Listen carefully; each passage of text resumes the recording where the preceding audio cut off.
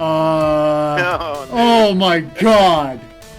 Oh, 20K. Welcome back, gang. It's Deltia from DeltiasGaming.com, and yes, I rolled an Argonian specifically for this update, Thieves Guild 2.3. I'm on the public test server, and we created something pretty special, I think, based off the Clever Alchemist set. Yes, it's called One Shot Willy. He's back, this time magic, sucking down potions, and blowing things up. So ideally, this build is for someone that wants to do PvP in roles such as individual play, possibly group, and wants to be a ganker, wants to be a Nightblade, sneaky, drink potions, and have a lot of burst. If you're looking for something like that, check this out. It's also very hard to play. It's high level, but what you can do in a single instance is almost 40,000 damage, and it's AoE. So if you're interested in something like this for PvP, let's show you what I came up with. So I'm sure a lot of PvPers and or Argonian lovers out there saw this set called the Clever Alchemist in my previous video and were probably drooling like I was. The 5-piece bonus is fantastic. When you drink a potion, they'll rush your energy, gaining 638 weapon damage and spell damage for 15 seconds. So I wanted to build something centered around this, kind of bringing One Shot Willy back, and I went the magic route with the magic Nightblade. Why did I pick Argonian? A lot of people ask me this. Argonian is the only race, for right now anyways, unless they change it, to get a benefit from potions. So max health, max stamina, and max magic, 8% in total, you get on top of that using a resource. So it's a way to generate resources. Truthfully, Argonian is not the best magic race. High elf would be the most damage. Breton would be very good if you want to go vampire, but this is something fun, different, and interesting that I wanted to make a build around. So a lot of Nightblades already know this and have already used this for their builds.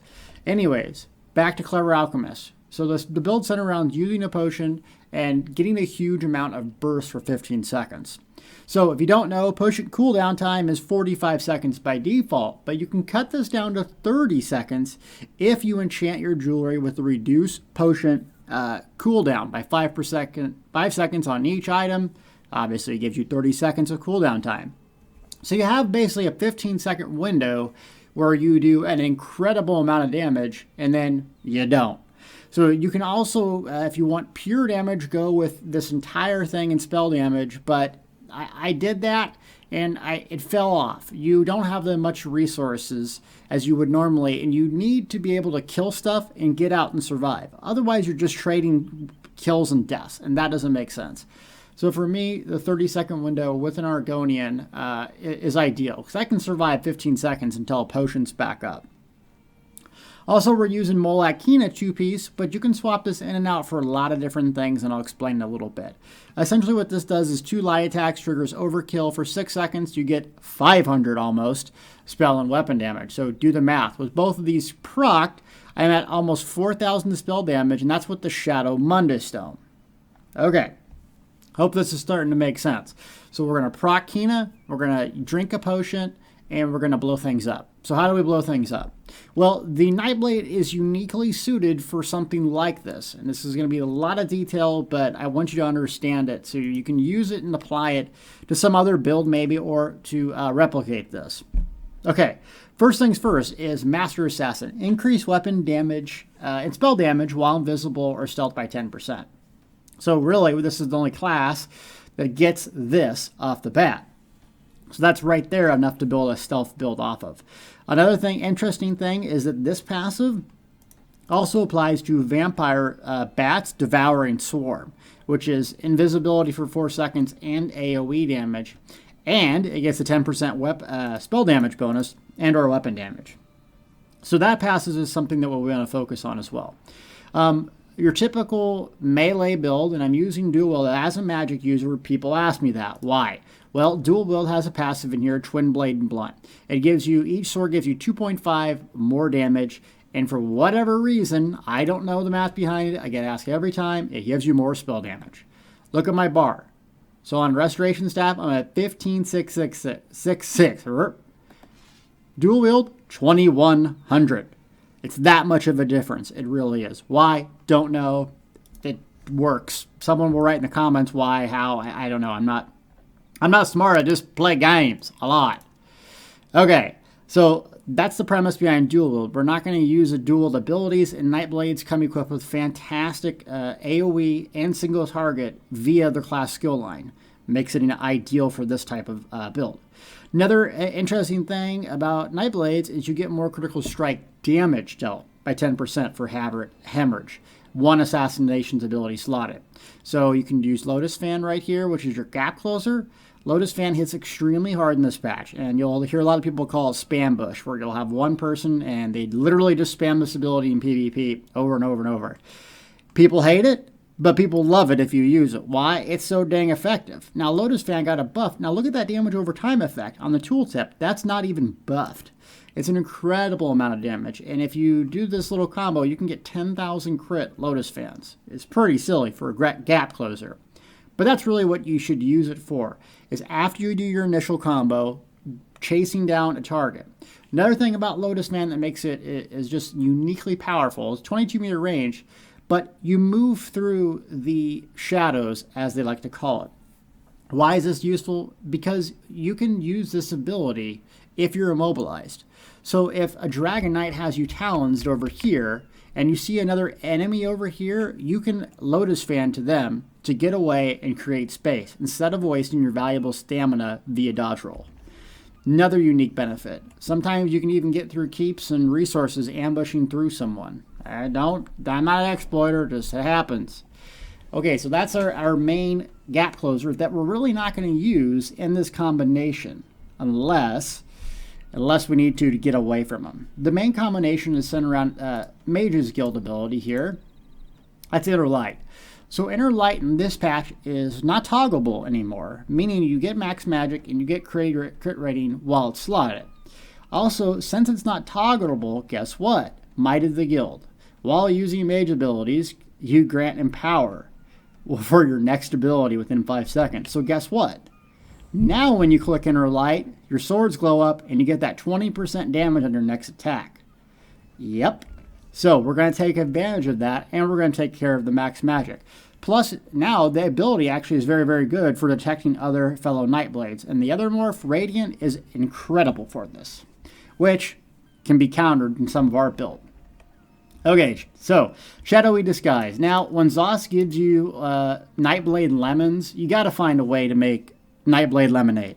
And Dark Cloak being nerfed is, now that I've played with Dark Cloak for a little bit more in the last few days, it's a big nerf. I really think so, especially if you like playing the dot vampire and you need a way to cleanse it. So I went with Shadow Disguise here.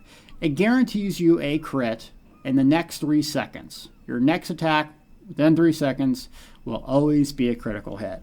So what this does is allows us to spec into the Shadow Mundo Stone, heavily spec into the champion points for more critical damage, which is with the Shadow Mundo Stone, essentially making our crit value, instead of 1.5, almost two times the normal value.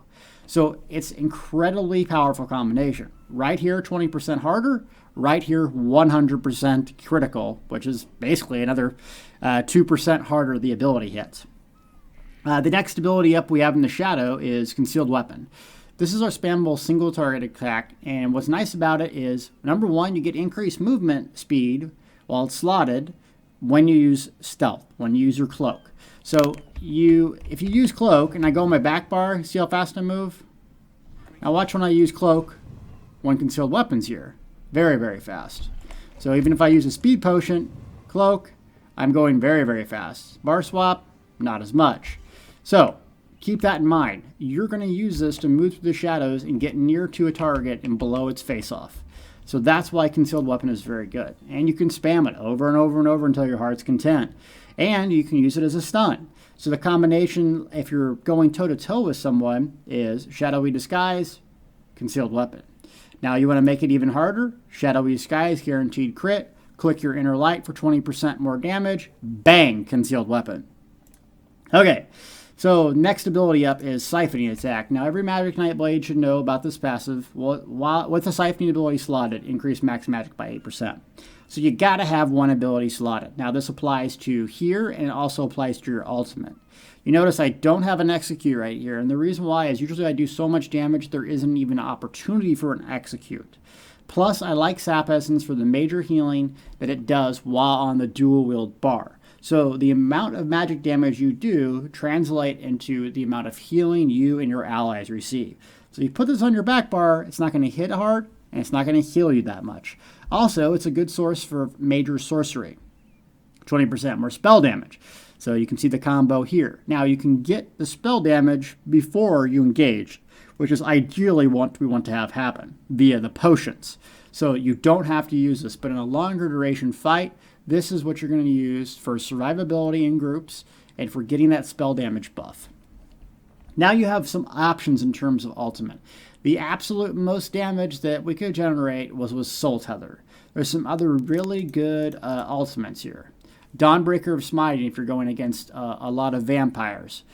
Soul Tether is the best AoE / bursting tool that we could find, and it's 6 meter radius, almost 8, making it really, really good taking on groups as well.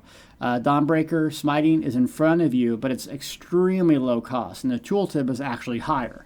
So you could use that. Another thing that I like to do primarily is Soul Harvest. If I'm taking on individual players, Soul Harvest gives me ultimate every time I kill a player while it's slotted. It only costs 50, and it is extremely hard. It's extremely hard. Plus, it comes with a major defile.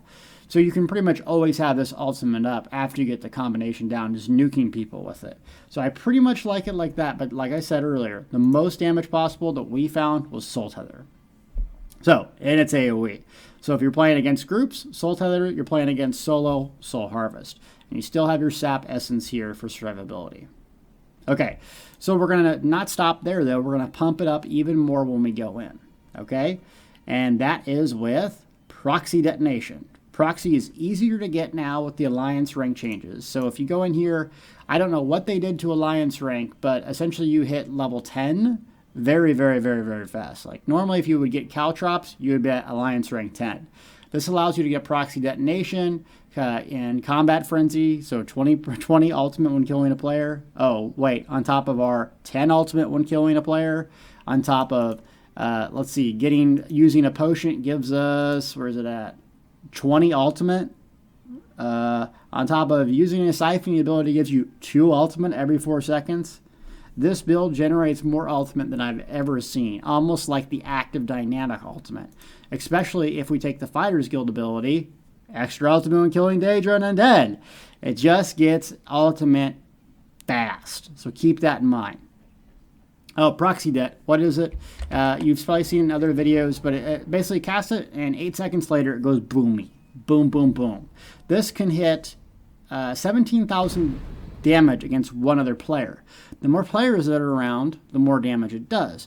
So ideally, this is used to go in a group and blow up a group that AKA are zerging. You know, what I love to do, according to your guys' comments. So, but it's actually very, very good against one player. So continue to keep this up just for the pressure that it creates. And once that burst, if you get both of those off at the exact same time, I mean, almost no one can survive that, even if they have all impenetrable gear. Okay, the other ability that I have on here is Shadowy Image. I was using double take this to move around. Now, a build is no good if you go kill one person and then you get killed. It's no good. Summon Shade allows you as a magic user to get in and out.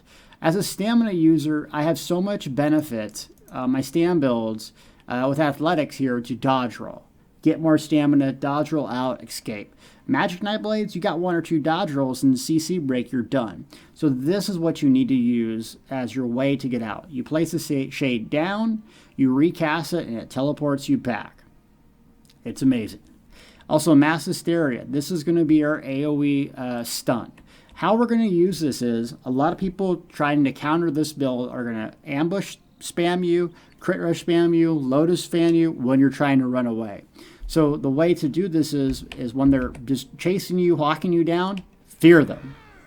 That's going to give you a second or so to catch your breath, to make them stun, start draining their stamina. Remember, each player can be stunned every 6 seconds unless they have a movable or a movability potion. But generally speaking, every 6 seconds, you want to see those little swirlies around their feet, stun them.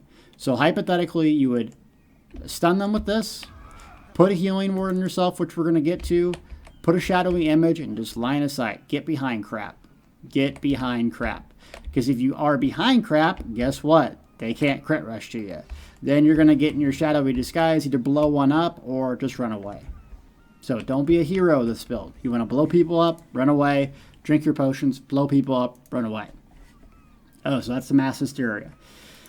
Merciless Resolve damage just gets even better for the Magic Nightblade. You get a flat 8% damage increase for 20 seconds. I mean, it's just incredible. Now, you look here at the tooltip, 10,000. We tried Merciless Resolve with this combination on the front bar, and it didn't do as much as Soul Tether or Soul Harvest. Plus, it takes a lot to proc it, which is 4 light attacks. Now, you can use this in conjunction with Magicka. It works very well, but it makes it even harder to pull off, so just be aware of that. Either way, 20 seconds, 8% damage, too much to pass up. Gotta have it. Healing Word, it's our main source of healing, shielding ourselves. You guys know it, love it. Basically, the word is strengthen the lower health you have. And so if you're a vampire, let's see, where is it at? If you're a vampire, this goes well with Undeath, reducing damage dealt to you when you fall below 30% health. Essentially what happens is you're going to get, boom, you're going to hit, go down really low, you're going to bar swap, put your healing ward on, and just survive. You're only going to want to recast it if people are breaking your ward over and over and over. So you see that little purple bubble on my bar right there? The shield's not very strong. Why? Because I'm at full health. The lower health I go, the less it becomes, the stronger it becomes, and the more benefit you get out of Undeath. So just be aware of that. Don't spam cast it, because your health will go up afterwards. So let me fall off here. If I die, I'm going to be mad. Okay, so we put healing word on ourselves, and we're not going to recast it. We're going to survive, get behind crap, whatever. Boom, health to full. So that's why you don't spam cast it unless people are beating on you. That's your heal to full button right there. Using Mass Hysteria to get people off of you. Shadowy Image to just basically run away and hide, and then boom, teleport. And that's it. Now, ultimate on the back bar. You have a lot of flexibility. I like being a vampire and Bat Swarm. These templates don't come with this morph, but Clouding Swarm on live server is absolutely fantastic. Why is Clouding Swarm good? Well, we already talked about the benefit that you get from this, Master Assassin. Spell damage while stealth. It counts for that.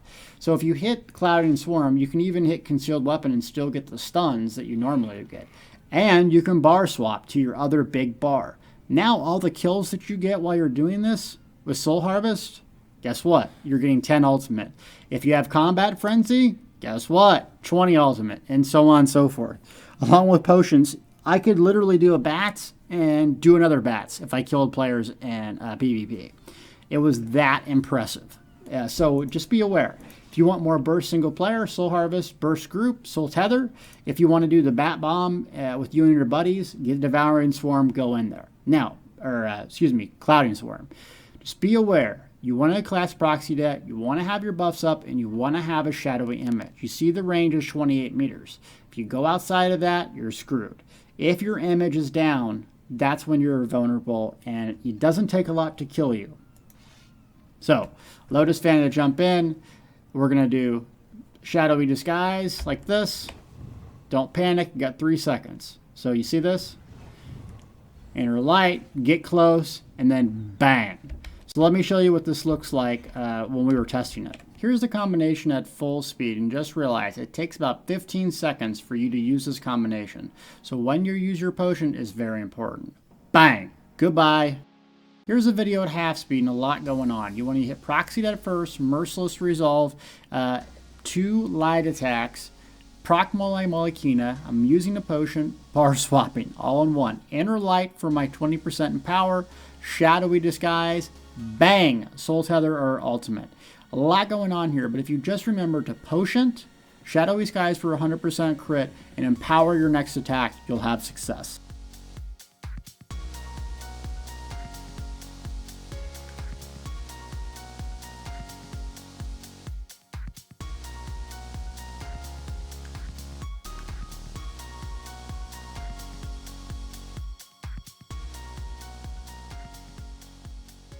In case you didn't get the full gear rundown, we're using 5-piece Clever Alchemist here, 2-piece Magicka, 3-piece Willpower, 2 Torix Pack Swords, and a Maelstrom Restoration Staff. Now, there's a lot of different variables that you can have here. Malabest Disgorgers, this is really good for people that are going to go in groups and do this kind of combination with Soul Tether and Proxy Detonation and don't want to get nuked right away. The amount of healing this does with Sap and or Clouding Swarm is fantastic. If you like always having ultimate, Bloodspawn's a good bet. Narayaneth, I tried, didn't really like because the Lich Crystals are easy to move out of. And Engine Guardian is a staple in a lot of my builds just because the resource that it provides. Ideally, more max magic you want, but you don't want to skimp on the stamina as well. So typically you go buy stat in PvE or something like that, but tri-stat food really helps out at the VR15 level. That's going to give you a bit of stamina. Now I changed these stats so these aren't optimized. I tried to use the whatever they're called, the prismatic glyphs to see what my stamina could get to. And I had some luck with it, but it sacrificed a lot of my damage. So find the balance for you. 15k stamina, 21k health, which would be 27k roughly in PvP, and about 36,000 magic is very good on Argonian. Okay. Potions, which are quintessential to what you're doing here. Spell Power Potion. This does major sorcery up front and allows you not to have to cast Sap Essence prior to you nuking a target. So that's why I like using if you're going to go 1v1 on someone. Pop this, go blow them up. You can use something like this, which is similar, Vanish and gain Major Expedition to get away. But the ultimate thing you're going to want to do is use some immovability potions. The immovability potions, I have 1,000 videos on them, just getting 2, and they make you immune to CC for about 15 seconds. That goes in well with the alchemy passive medicinal use. Potions last 30 seconds longer. So if you use immovability potions, it means you can't be stunned. Why is that useful? Well, if you're going to go do this huge combo and someone detects you or stuns you or hits you out of stealth, well, poof, there goes your big combo. So that is something you want to do if you have your major sorcery up via another way. Also, what I imagine is going to happen later on, the meta for Magic Group, V-Group, or Surge, or whatever you want to call it, builds, will be this Vicious Death set. So, it comes in weapons and it also comes in jewelry. So that leads us to believe that you could have 5 Alchemist, 5 Vicious Death. So, obviously, if you're going against other players individually, who cares if they explode for 15k? If you're going against groups and you're bombing them with this potion build, using move abilities, and you could start a nuclear chain reaction, absolutely destroying a quote-unquote Zerg. So, keep that in mind. Really powerful combination I have yet to try out, but I would love to see it go off. So these are all the things that I did with gear. Champion points real quick. I mean, it's pretty obvious. The big change in here is that Thaumaturge is no longer isolated over here in the physical damage tree. It's damage over time effects. Poison got consolidated with the Mighty, and guess what? Elemental Expert. Now, Flame, Frost, Shock, and Magic, allowing us to get these juicy little passives in here in the Magic tree. Also, Elfborn. Increases critical strikes. You can almost go 67 points if you wanted here, or you could put 1 point here, 1 point here, whatever you want to do optimization-wise. I would suggest 67 points in here. I was seeing if Elemental Expert was worth taking. Doesn't seem like it. Because it's all about crit. It's all about crit. You have a guaranteed one, so why not make it hit extremely hard? As far as this goes, usually you want recovery in PvP, is my opinion, and then reduce cost in PvE. Also, a couple points in here of tumbling doesn't hurt because you are going to get stunned a lot, and you will have to dodge roll once in a while. So that reduction is nice. I wouldn't go hog wild in this, though, because we're not a stamina build. We're going to use Shade to create space, Lotus Fan to gap close, and Speed with our stealth. Quick recovery is very nice, especially if you're doing Sap Essence against larger groups. Another really big change here is you want to do a split in between this. So we'll go 50-50. I don't know right now what the optimal thing to do is, but look at what Hardy has now. Physical damage dealt to you. So you got here 15% physical damage, And you got here 15% magical damage. This is a massive change that will affect PvP. Magic, flame, frost, fire, physical, poison, disease. So I can't wait to see how that plays out and what is optimal. Now, the other ones you could do is resistance to crit. This will neutralize our build to some extent. You can neutralize crits to the full extent by using heavy armor. I forget the set name, but we did a video on it. But still, you're going to hit extremely hard. Another thing that could neutralize you is the Mage's Guild ability that we talked about earlier, Inner Light. So, it's high risk, high reward, right? You might go in and blow up an entire group, or you might get blown up right away. Experiment with it, play with it. The builds in the meta are changing, but I like the champion points, and I like the racial with the Argonian. We do have more health now, which is 9%. We do have increased healing effectiveness by ourselves individually, so healing on you. So that goes well with the Sap Essence. Is Argonian the best race for this specific build? No. High Elf would be most damage. Breton would be ideal for Vampire. Argonian, fun. Because who doesn't want a swimming passive? Look at this. Look at this. This is so useful in PvP. Don't give me a scroll in water, people. Do not give me a scroll in water.